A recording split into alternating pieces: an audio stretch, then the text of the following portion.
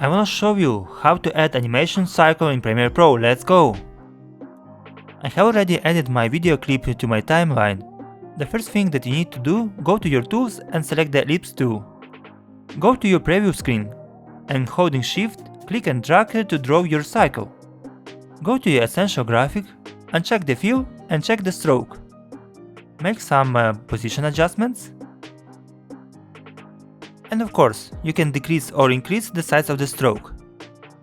Go to Effects and write Clock. Drag your clock wipe effect to your stroke. In case if you wanna extend the duration of your animation, simply click and drag the transition further. Everything is ready, let's see the result. Help to grow this channel, put your like and subscribe.